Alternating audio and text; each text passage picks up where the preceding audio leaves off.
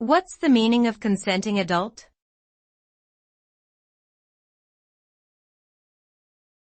Consenting adult.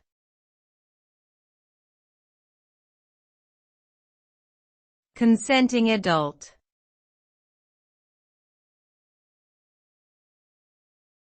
Consenting adult.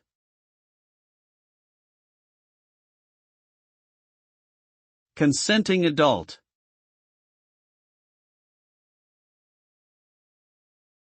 The term consenting adult refers to individuals who are legally and mentally capable of giving informed consent to engage in certain activities, particularly sexual activities, with other adults who have also given their voluntary consent. This means that both parties involved are aware of and agree to the activity without any coercion or force.